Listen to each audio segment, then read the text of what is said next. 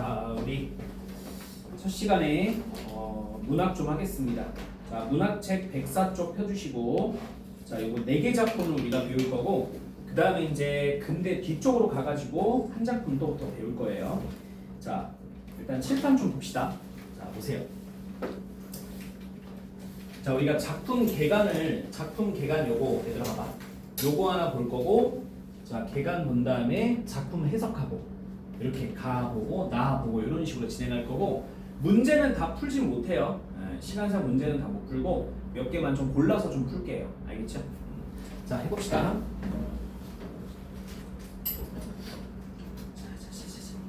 자, 일단 여기 가보자.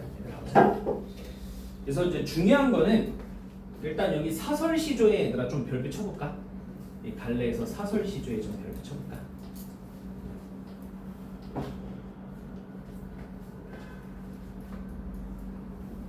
자, 여러분들 조선시대 알죠? 조선시대 알죠? 17세기부터 우리가 뭐라 하냐면 조선 후기라 그래. 조선 후기. 자, 조선 후기 때는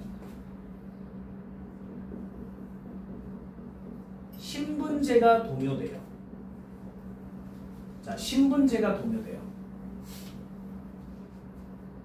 그 조선의 지배계층을 뭐라 그러죠? 조선의 지배계층을 뭐라 그러죠? 양반이라 해요. 양반. 그래서 양반 중심의 신분제가 무너지거든. 왜 무너지는 줄 알아? 보통 예전에는, 그러니까 조선 전기 때까지만 해도 신분이랑 경제적 그런 부랑 비례했어. 그러니까 신분이 높을수록 돈도 많아, 적어? 많아. 근데 조선 후기 때는 백성들이 열심히 경제 활동을 해서 양반보다 더 많은 돈을 많이 축적한 거야. 그러니까 경제적 부를 축적했다는 거야. 알겠지? 그래서 합법적이든 불법적이든 방법으로 어떤 신분에 진출해 갈까? 양반 신분에 진출해 간 거야. 알겠니? 그러니까 백성들 중에서도 경제적 여유가 생긴 애들이 많아지면서 걔들이 뭘 즐기기 시작할까? 여러분들, 뭔가 돈이 좀 있어야지 무슨 생활을 하기가 좋아요? 문화생활, 여가생활이야. 맞아? 호주머니 털었는데 예를 들어 100원 있어. 무슨 문화생활 할 거예요? 예를 들어. 알겠어? 그래서 이 얘기를 왜 하냐면 이 신분제로 인해서 등장한 문화를 무슨 문화라 하냐면 서민 문화라 그래. 얘들아. 서민 문화. 그러니까 이 문화를 주도하는 계층이 양반이 아니고 백성들이라는 거야. 알겠지? 그럼 이 서민 문화 중에 하나가 여기 써 있는 무슨 시조라고? 사설시조야. 알겠지? 근데 이 서민 문화는 얘들아 100%는 아니야. 100%는 아니고, 자, 이거 초록색 안 써도 돼. 주로 현실 비판적 내용이 되게 많아. 알겠나? 그럼 여기서 현실이란 거는 주로 누구들 비판하는 거야? 지배층들이지. 그죠? 좋은 지배층이야? 나쁜 새끼들이야? 나쁜 놈들이죠. 백성 수탈하는 나쁜 놈들. 알겠지? 여기까지 됐어요? 네. 자, 그래서 이 사설시조도 백성들이 주도했던 시조이기 때문에 약간 풍자가 뭐예요? 우스꽝스러움 속에 뭐가 담겨있는 거야? 비판이 담겨있는 거지. 맞아? 그래서 사설시조가 대체적으로 어떨까? 풍자적이야. 아니, 대체적으로.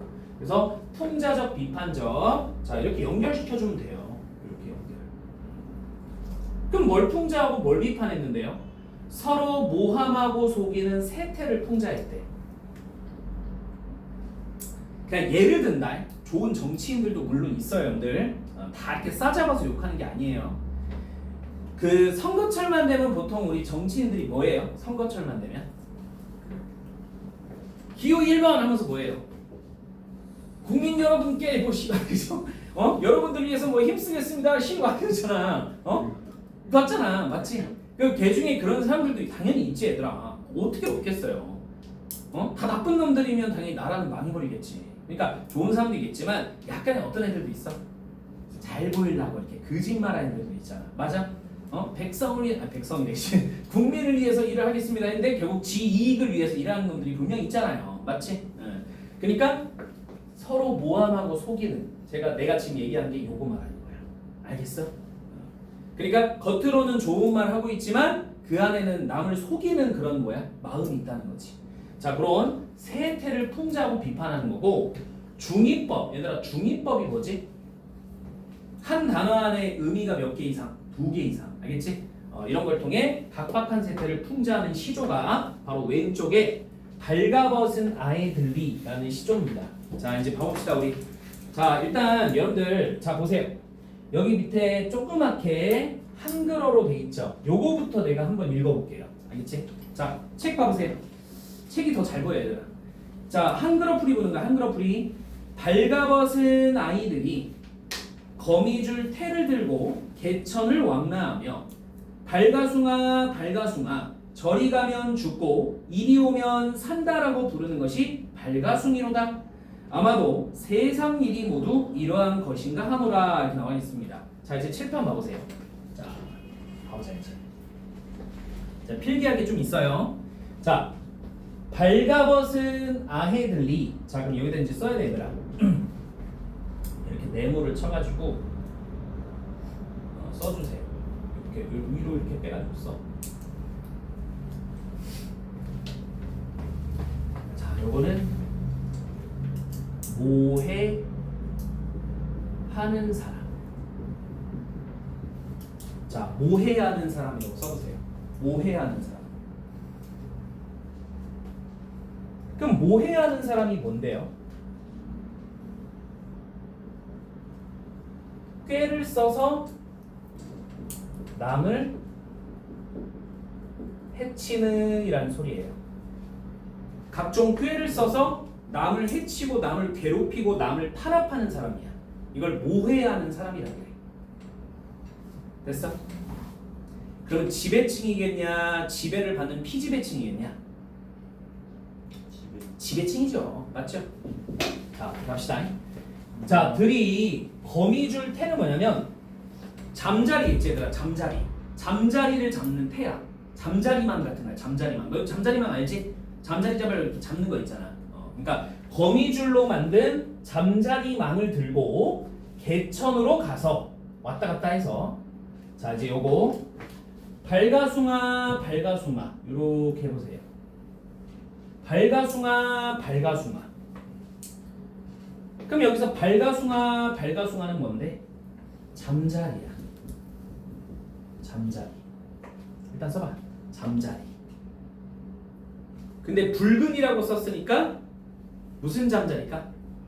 우리 빨간색 잠자리 뭐라 그래야 되나? 고추 잠자리라 그랬지? 네. 자, 근데 잠자리가 중요한 게 아니야 얘들아. 이게 중요해. 가로치고 모해 당하는 사람이야. 아, 그럼 괴롭힘을 당하는 사람인 거죠? 자, 모해 당하는 사람이야. 그러면 발가숭이, 발가숭아, 발가숭이 똑같은 말인데 의미가 지금 몇 개 있어? 2개 이상이잖아. 2개잖아. 맞아? 중의법. 자, 봐봐. 저리 가면 죽고 이리 오면 사느니라. 야, 고추잠자리한테 지금 뭐라고 하는 거야? 이리 오면 살고 저리 가면 너 죽어. 근데 생각해봐. 이리 오면 죽는 거 아니야? 맞잖아 얘들아. 잠자리 잡는 사람이 일로 와 일로 와 해가지고 따라가면 죽어 안 죽어? 죽잖아. 오히려 저리 가야지 잠자리가 살 수 있는 거야. 됐나? 그러면 지금 남을 속이고 남을 꾀를 써가지고 해치는 모습을 지금 풍자 비판하는 거야. 이해가? 그래서 자, 저리 가면 죽느니라. 사실 봐봐. 저리 가면 살고 이리 오면 죽는 거야 원래는. 알겠지? 자, 그리고 불운하니 발가숭이로다. 자, 아마도 세상 사는 일이 모두 이러한가 하노라. 오케이? 그러니까 지금 이 시의 화자는 이 세상을 어떻게 바라보고 있는 거야? 속고 속이는 세상. 알겠니? 이해 가셨어? 그러니까 이 시에 만약에 화자는 지나가다가 갑자기 선거철에 정치인들이 국민을 위해서 열심히 일하겠습니다. 그럼 뭐라고 하겠니? 속마음으로 지랄한다. 이거야. 알겠어? 맞잖아. 이 얘기하는 거라니까 얘들아. 오케이? 그래서 요렇게 하는 거야. 내가 했던 게 아니고 화자가 했다고. 알겠어? 오케이? 자, 나 그러지 않습니다. 오케이? 그래서 요렇게 해서 자, 우리가 이 시를 이해를 잘 해주시면 된다. 됐나? 자, 그래서 요거 좀 체크하시면 되겠고요. 그 다음 넘어가 봅시다 우리. 요거부터 보고 가자. 잠깐만 이거 지우고 합니다.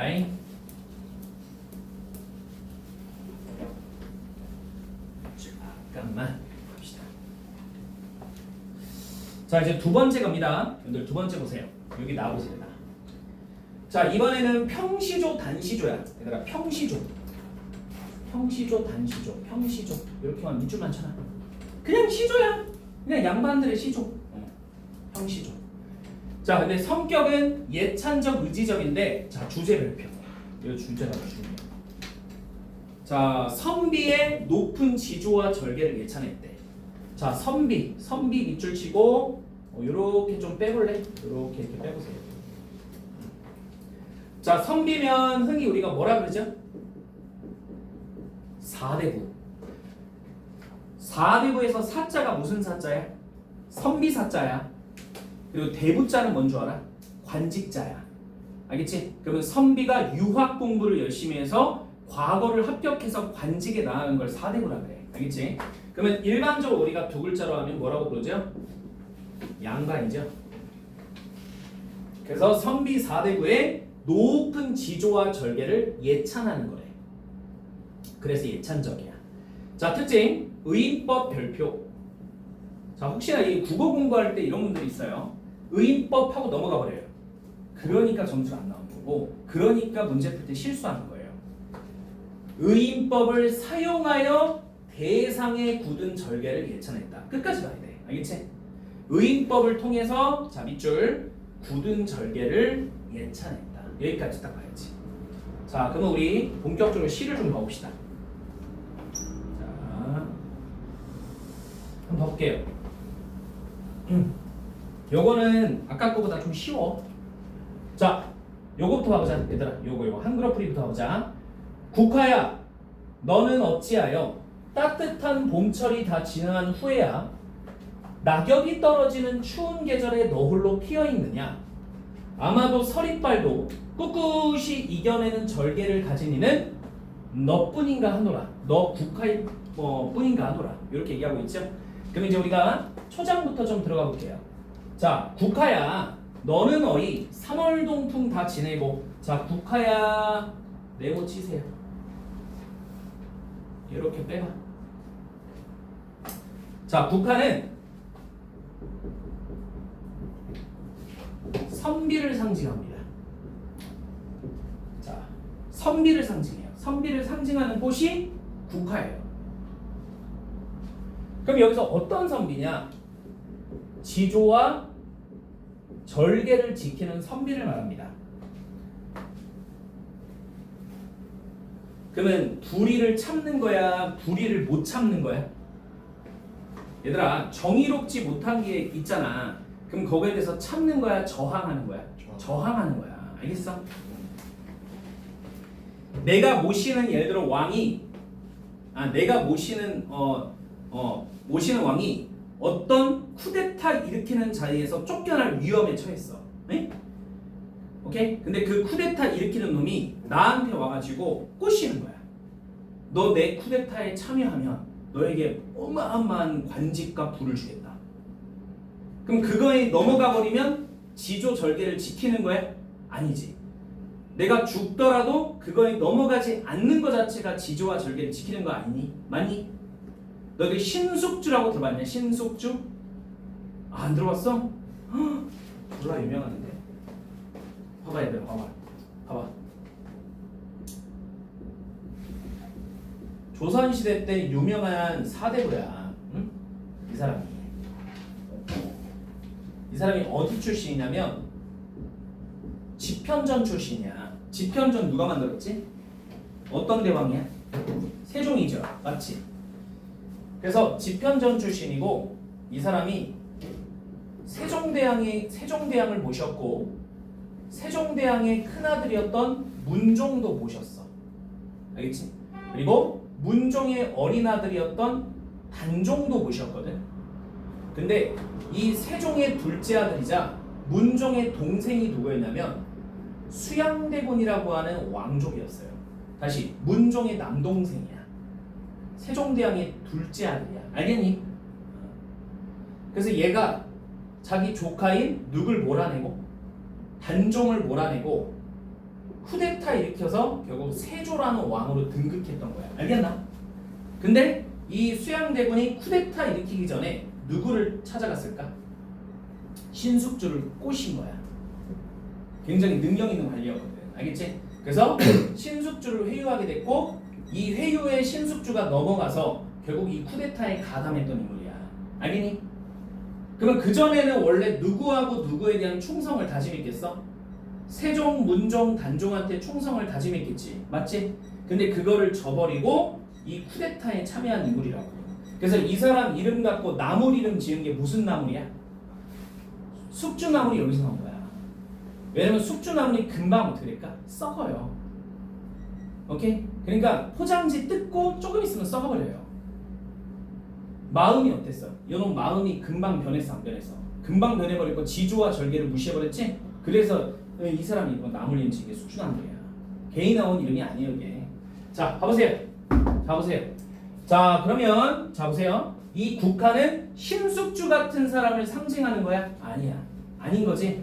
얘는 어때? 지조와 절개를 지키지 않은 인간이잖아. 자, 보자. 국화야, 너는 어이 3월동풍 다지내고. 자, 3월동풍은 따뜻한 봄철이래요.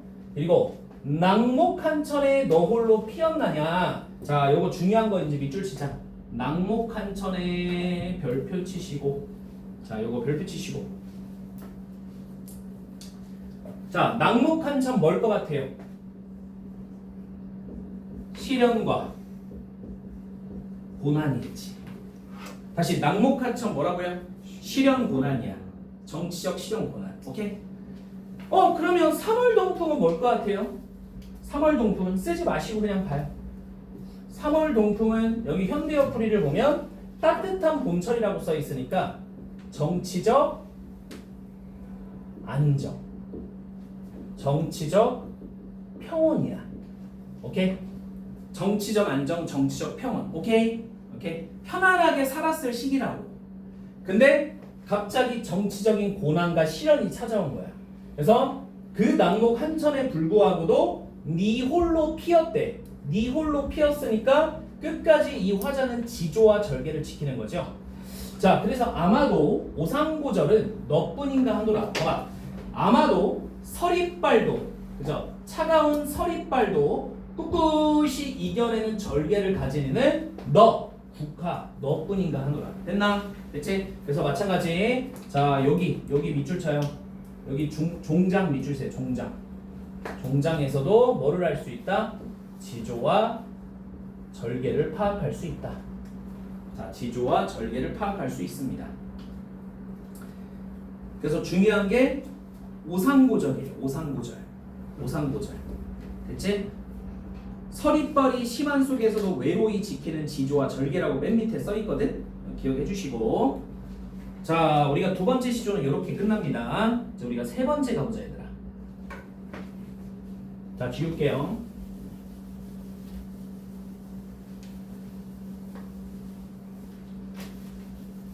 자, 기다려.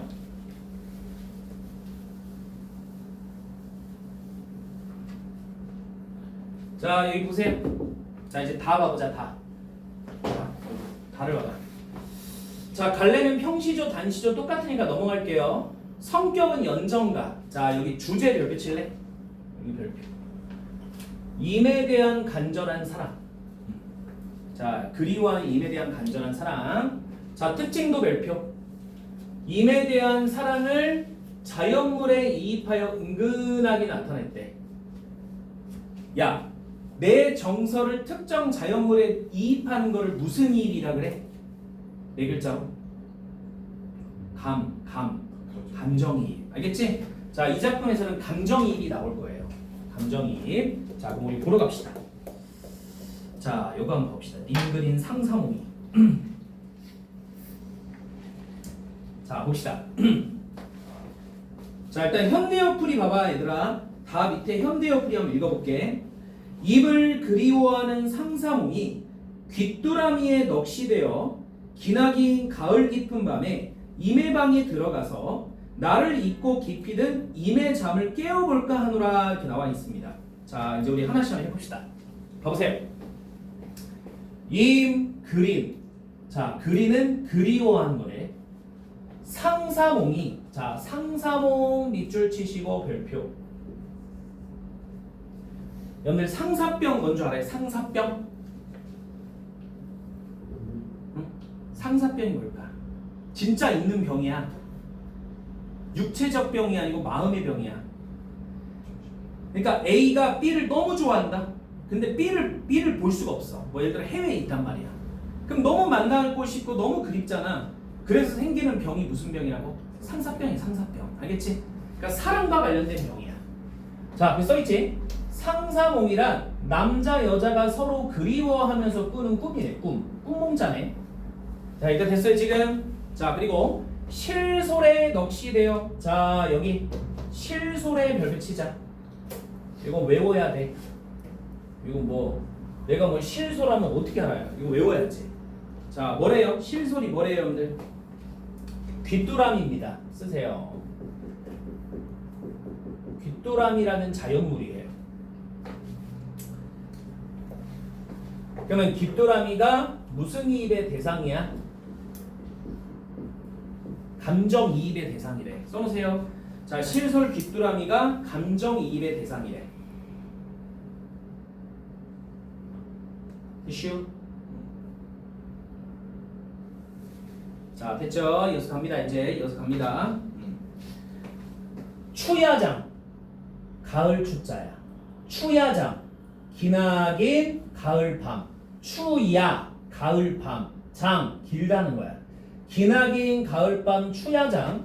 깊은 밤에 임의 방에 들었다가, 자, 요거 이제 밑줄 쳐. 날 잊고 깊이 든 잠을, 자, 별표. 날 잊고 깊이 든 잠을.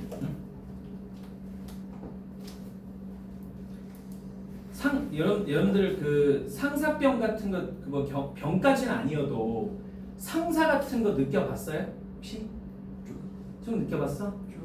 그래? 그러니까 뭐 그런 거면 조금 공감이 될 수 있거든? 그러니까 이런 거야, 얘들아. 우리 시대로 얘기하면 이런 거야. A가 B를 엄청 좋아해. 예를 들어. 근데 B는 A를 그렇게 뭐 좋아하진 않는가 봐. 응?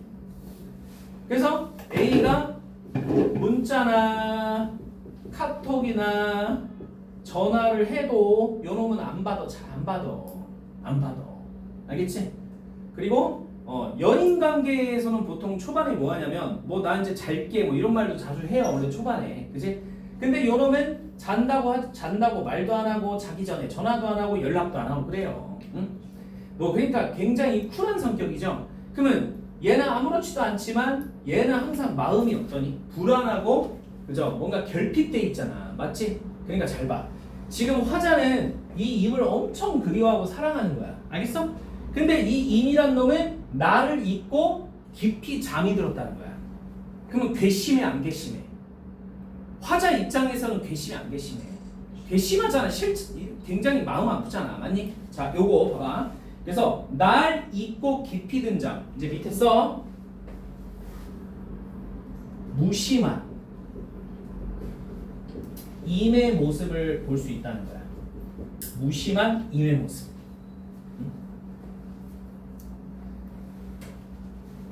진짜 뭐 지금도 그래. 이거는 고전시지만 현재 사회에서도 사실 남녀 온도가 다르면 우리도 공감할 수 있는 표현이에요. 오케이? 그러니까 사실 둘이 엄청나게 좋아하면 또 그러지 않는데 한쪽이 또 좋아하고 한쪽이 좀 그냥 쿨하면 항상 생길 수 있는 그런 사랑 싸움이 이런 거죠. 그래서 무심한 임의 모습. 봐봐. 이 잠을, 깊이 든 잠을 뭐 하고 싶다? 뭐 하고 싶다? 깨워버리고 싶다는 거야. 아? 알겠지? 그럼 약간 임에 대한 무슨 마음도 담겨 있어요? 응? 그립고 사랑하지만 약간 원망도 좀 담겨 있는 거야. 알겠지? 그죠? 무심한 임의 모습. 그래서 잠을 깨워보고 싶다. 깨워볼까 하노라. 알겠니? 이렇게 생각한다는 거죠. 자, 여기까지가 이제 사랑 노래입니다. 이거는 사랑 노래. 자, 그다음 마지막이네요. 자, 마지막 작품 가봅시다. 여러분들 졸리는 거 알지만 그래도 좀 참아야죠. 고등학생이잖아요. 응? 고등학생이니까. 자, 보세요. 여기 라 봐보세요. 이제 라. 형시조, 단시조, 성격 영탄적, 의지적. 영탄적이 뭐예요? 약간 감탄이 들어간다는 거야. 그리고 의지적. 자, 주제를 붙이자. 노래로서 시름을 풀고자 하는 마음. 시름이 뭐야? 시름이 뭐야? 힘든 고달픔, 그치? 근데 보통 육체적 고달픔이니까 마음의 고달픔이니까 보통 마음의 고달픔이야. 그러니까 내가 뭔가 시름이 있어. 이거를 뭐로 풀고자 한다고? 노래. 오케이? 그리고 특징. 앞말을 앞구의 끝말을 뒷구의 처음에 연결시키는 무슨 법? 연세법을 사용했다. 자, 연세법을 주로 쓰는 이유는 뭘까요? 강조예요. 이 시를 통해 전달하고자 하는 것을 강조하기 위해서 보통 연세법을 많이 씁니다. 자, 그러면 우리 작품으로 들어가 봅니다. 자, 봅시다.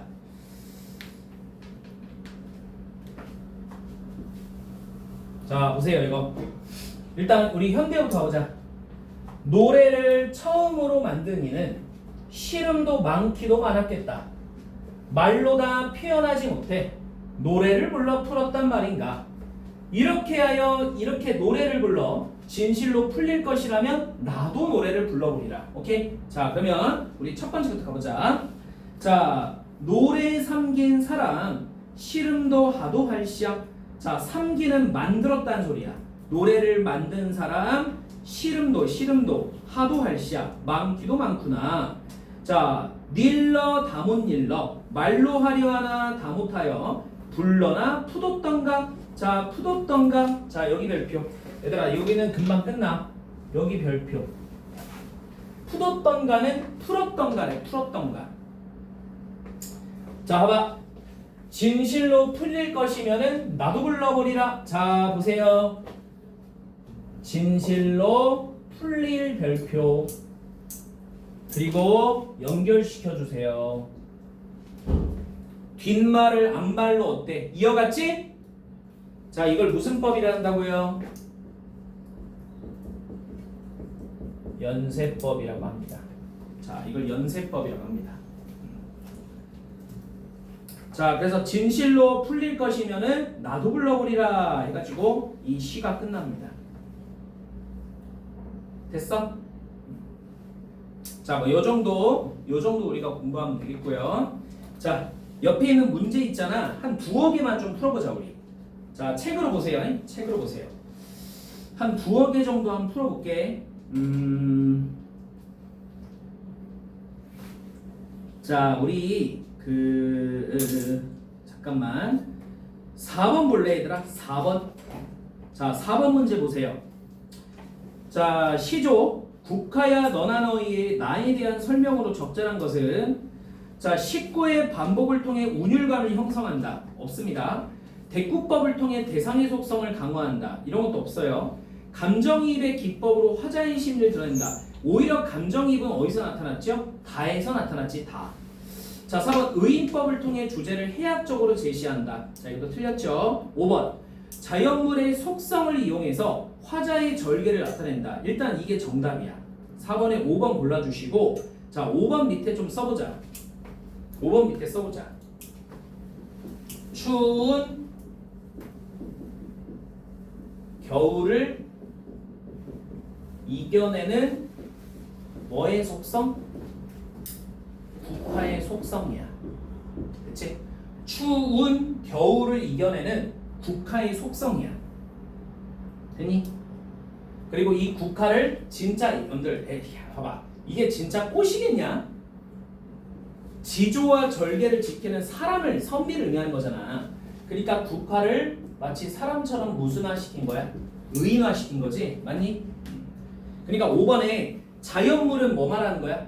선비를 상징하는 국화. 그리고 속성은 뭔 속성인데 추운 겨울을 이겨내는 속성이라고. 알겠지? 그래서 화자의 지조와 절개를 드러낸다는 거야. 오케이? 그래서 5번이 정답. 자, 한 문제만 더. 7번 가보세요. 7번 출제해가 가보세요. 7번. 자, 보기를 고려할 때 라의 창작 동기에 대한 추측으로 적절한 겁니다. 라의 작가 신음이란 자는 어지러운 당파들의 싸움과 조선시대 광해군의 난정 속에서 높은 벼슬을 지내면서 권력이란 것이 얼마나 허무하신 것인가를 채택했다. 영창대군을 옹호하다 억울하게 벼슬에서 물러나 자 농촌 생활을 했던 신음은 나라 걱정에 마음이 편한 날이 없었대요. 그럼 칠판 보세요. 그럼 화자는 지금 뭐를 겪고 있어? 심리적인 뭐를 겪고 있어 얘들아? 시름을 겪고 있지. 맞아? 이 시름을 풀기 위해서 뭘 부를 거라고요? 노래라 그랬죠? 그러면 정답은 2번. 시련 많은 자신을 위로하기 위해서. 오케이? 그래서 2번이 정답입니다. 그러니까 기분 진짜 뭐 같을 때 오늘 좀 신나는 노래 들으면 어때요? 좀 풀려요. 안 풀리면 뭐 안 풀리는데요. 그럼 어쩔 수 없어. 그죠? 근데 풀리잖아. 그런 마음이라고 보면 돼요. 이거 넘어갑시다.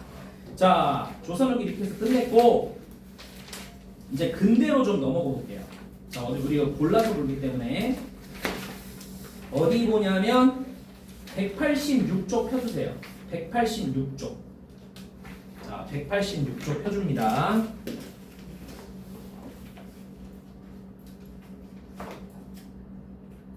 잠깐만.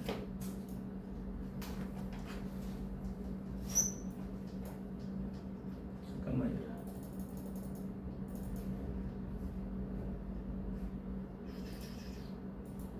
오케이.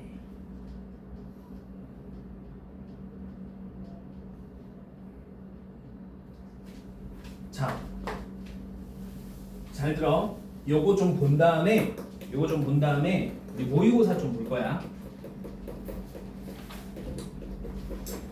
자, 일단 이 시는 또 안 할 수가 없어서 시험에 잘 나오는 시는 아니에요. 오히려 외부 지문으로 좀 나옵니다. 알겠죠? 윤동주 작품의 외부 지문이라든지 아니면 유리창이라고 있어요. 정지용이 유리창의 외부 지문으로 좀 언급이 되는 곳이야. 알겠지? 그래서 자, 봐보세요. 그리고 좀 어려워요. 이 시를 보면 약간 또라이 같기도 해요. 자, 한번 봐봐. 일단 갈래 자유시 초현실주의. 자, 여기 밑줄 쳐보자. 초현실주의시 별표. 초현실이 뭐야? 현실을 뭐 했다? 초월하였다라는 거야. 그러니까 약간 현실적이지 않아. 알겠지? 약간 비현실적인 내용이 나와. 그리고 성격은 주지적, 실험적, 자의식적. 넘어가고 자, 주제별표 치자. 자아 분열 양상과 현대인의 분한 심리를 나타낸 시래. 그리고 특징은 1번의 자동기술법 별표입니다. 자동기술법 별표. 자동기술법이 뭔지 아세요? 생각나는 대로예요. 생각나는 대로 끄집어 쓴 거 같은 그런 느낌이 들 거예요. 알겠지? 그리고 초현실주의적 경향이고 2번 별표. 띄어쓰기를 무시함으로써 화자의 분열된 의식을 우리가 보여주는 게 나올 겁니다. 됐지? 자, 그래서 일단 이런 특징을 갖고 있다는 거 알고 계시고, 자, 이제 본격적으로 우리가 시험 봐봅시다. 자, 봐봐.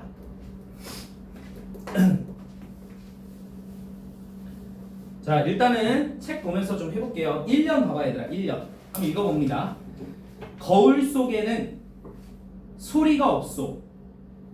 저렇게까지 조용한 세상은 참 없을 것이요. 일단은 띄어쓰기가 있어요, 없어요, 여러분들? 없어요. 알겠지? 자, 여기서 그럼 일단 체크할 거 거울에 동그라미 치자. 자, 거울에 동그라미 치고 별표.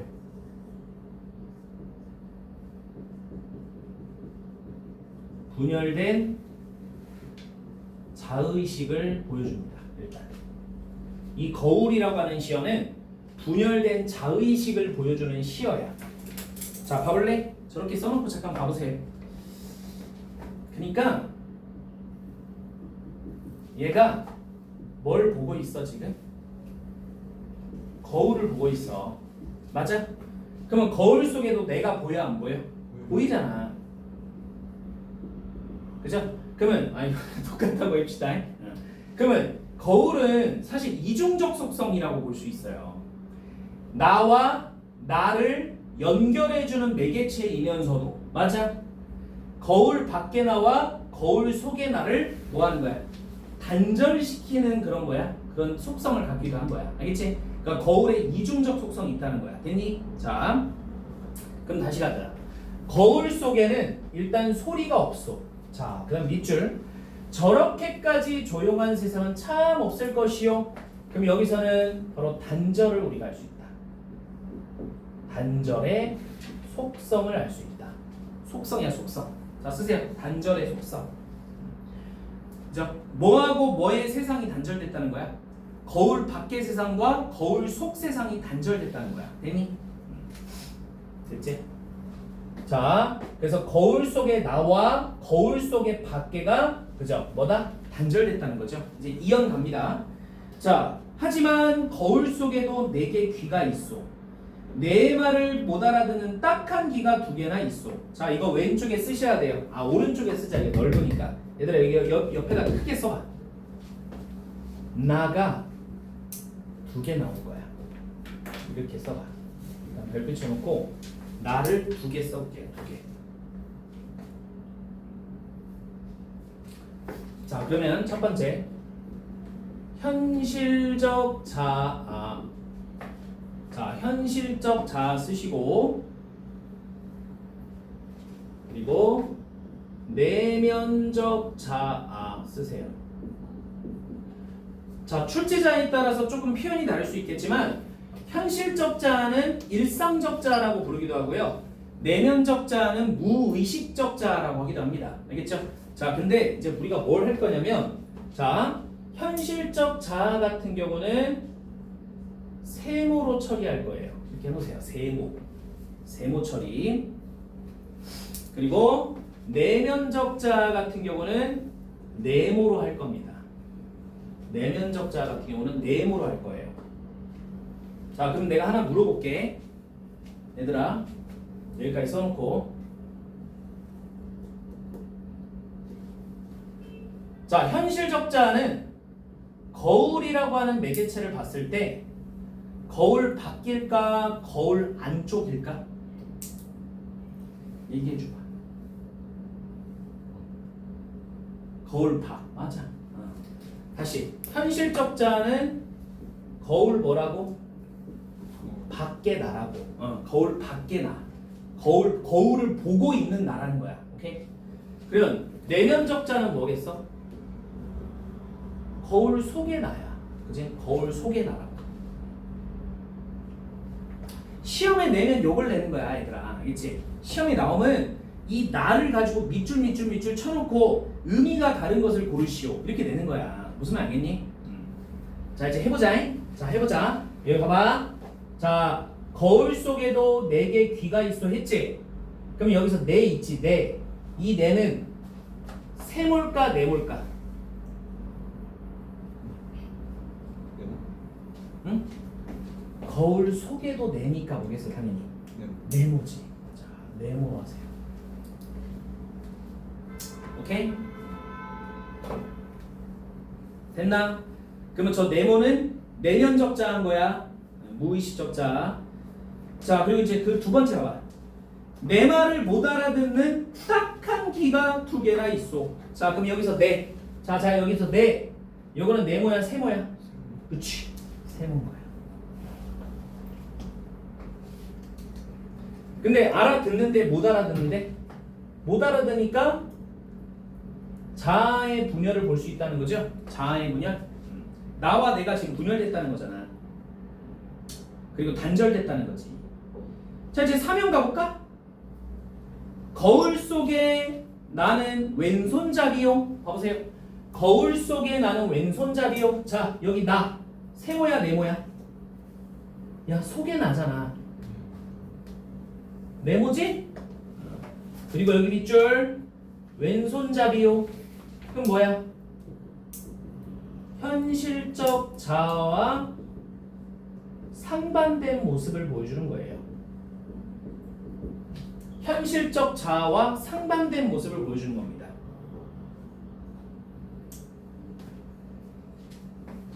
자 이거 다 썼으면 넘어가자. 얼른 오세요. 네 얼른 오세요. 주셔갖고 186쪽 피세요. 186쪽. 자 그 다음에 여기 내 악수를 받을 줄 모르는 악수를 모르는 왼손잡이요. 자 여기서 내 여기서 내 세모야 네모야? 세모. 그렇지. 여기서 내 악수에서 내는 거울 속에 거울 밖에 나라고. 거울 밖에 나. 알겠지? 자, 내 악수를 받을 줄 모르는 악수를 모르는 왼손잡이요. 자, 요거 이제 밑줄 쳐봐. 자, 봐봐. 이 악수 있지, 악수. 악수 별표 3개. 악수 별표 3개야. 자, 다시 말하지만 지금 186쪽이다. 자, 이 악수의 의미를 아는 사람. 지금 거울 밖에 나가 거울 속에 나한테 악수를 내밀었어. 알겠어? 그러면 이 악수 자체의 의미가 뭘까? 오, 맞아. 화해를 의미해. 화해와 통합을 의미하는 거야. 다시, 악수 자체는 화해와 통합을 의미하는 거라고. 알겠니? 그럼 분열된 나와 나를, 자아를 하나로 합치려는 노력이지. 근데 악수를 안돼 모른대. 안돼 모른대. 모르는 왼손잡이니까 결과적으로 화해가 돼 안 돼? 안 되는 거야. 그래서 결국 이렇게 밑줄 쳐. 모르는 왼손잡이오니까 자 바로 화해가 불가능한 것에 대한 안타까움입니다. 자, 악수를 시도했지만 악수가 안 되기 때문에 그 화해와 통합이 불가능한 것에 대한 불가능한 것이야 것에 대한 안타까움을 보여주는 식구예요. 됐나? 자, 여기까지 보는 거죠 우리가. 자, 이제 사연 가볼게요. 자, 일단 지우고 갑시다.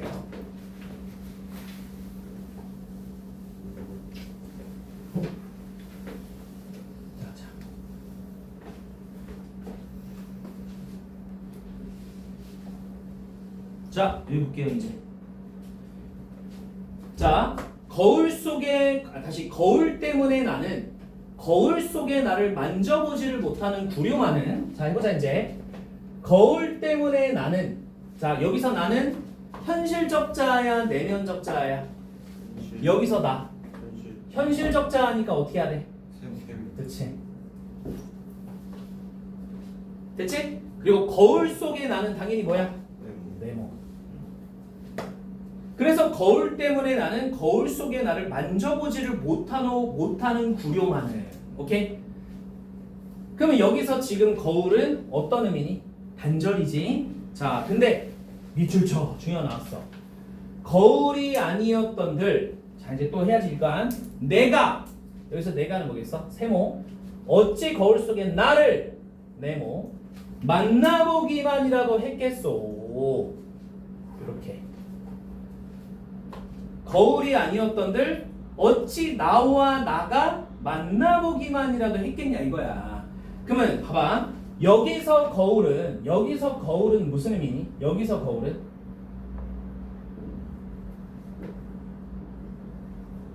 소통의 의미죠. 맞지 않아요? 응? 그러니까 지금 거울이 오늘 한 가지 의미가 있는 거야? 이중성인 거야? 이중성이야. 나와 나를 단절시키는 의미도 갖고 있고 그래도 나와 나를 이어주는 매개체로서의 역할도 하고 있는 거야. 알겠니? 오케이? 그러니까 문맥에 따라서 거울의 뜻이 똑같아 달라지는 거야. 그걸 이해하고 푸는 거예요 우리가. 자, 그 다음 갑시다.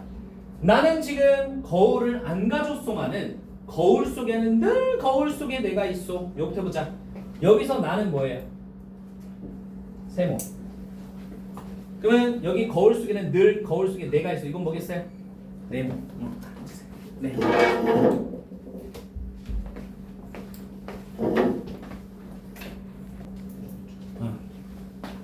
자, 여기 다시 읽어볼게.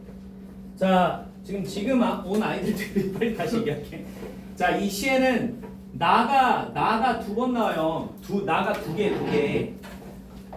첫 번째 나는 현실 속의 자고 거울 밖이야. 거울 밖에. 얘라고 얘. 거울을 보고 있는 얘라고 얘. 알겠니? 그리고 두 번째 나는 내면적 자로서 바로 거울 뭐야? 밖이야 여기 속이야? 거울 속 나야. 알겠니? 그래서 나하고 나가 두 번 나오는 거야. 대체 그 나를 찾는 거야 우리가. 다시 이제 우리가 여기서부터 가볼게요.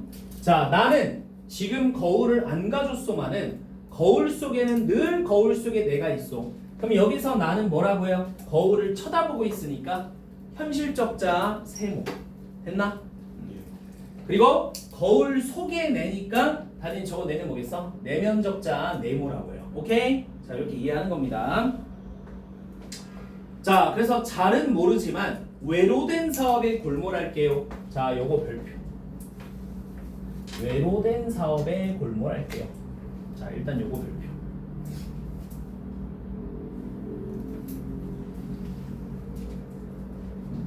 자 여기서 외로된 사업에 골몰한다는 거는 이렇게 쓰세요. 현실적 자아와 내면적 자아의 다른 행동 쓰세요. 현실적 자아의 행동과 내면적 자아의 행동이 똑같아요? 달라요? 다르다는 겁니다. 알겠지? 됐어? 그럼 현실적 자아는 현실적 자아대로 행동하고 내면적 자아는 내면적 자아대로 다르게 활동한다는 거예요. 그러면 결국 이거는 자아가 통합되는 거야? 계속 자아가 분열되고 있는 거야? 계속 분열되고 있는 거야. 알겠니? 됐어? 그런 얘기야, 그런 얘기. 자, 이제 마지막 내용 갑시다. 거울 속에 나는 참 나와는 반대요만은 자, 봐봐. 거울 속에 나니까 세모야, 네모야? 거울 속에 나니까 네모. 그럼 여기서 참 나와는 여기서 나는 뭐야? 쳐다보고 있잖아. 그걸 쳐다보고 있다니까 세모. 자 세모. 자 반대요만은 또 걔 닮았어. 또 걔 닮았어. 그럼 뭔 소리야? 거울은 자아를 뭐야 이렇게 분열시키는 매개체이면서도 또 자아를 뭐야 소통하게 해주는 매개체이기도 한 거야. 계속 얘기하자면 거울에 지금 무슨 성? 두 가지 이중성을 얘기하고 있는 거야. 오케이? 자 그리고 마지막 나는 거울 속에 나를 근심하고 진찰할 수 없으니 퍽 섭섭하오. 자 그럼 여기서 나가 보겠어. 네모야 세모야? 알려. 네모야 세모야? 세모. 그치. 거울 속에 나는 네모. 그죠? 별표로 할 걸 그랬나? 헷갈려하니?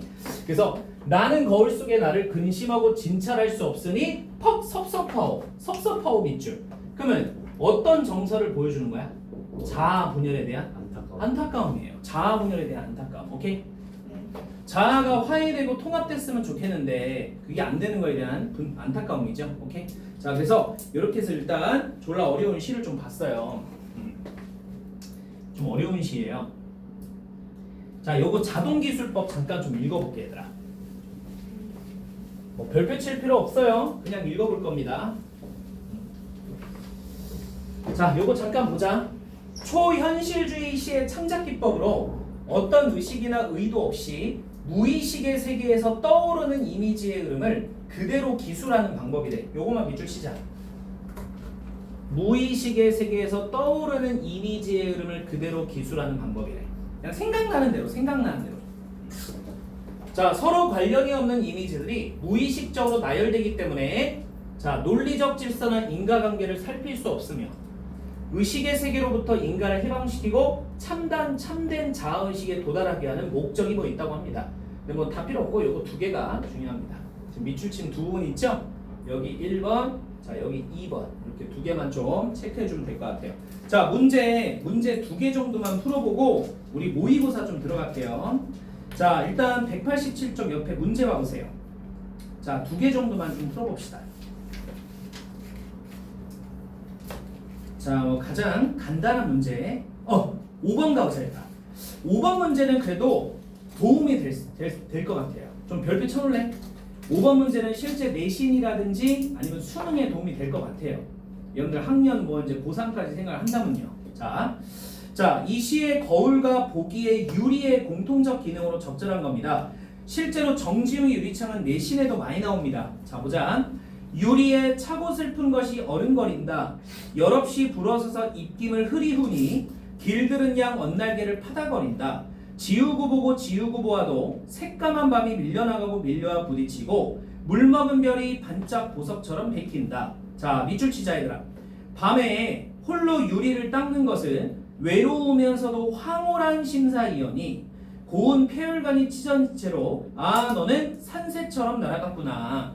자 정지용 유리창. 정지용 씨 아들이 어땠대요? 일찍 폐병으로 죽었대요. 그죠? 그래서 아들이 보고 싶어가지고 유리를 닦은 거야. 그죠? 그러니까 죽은 아들의 형체가 보여. 그럼 어때? 황홀하지.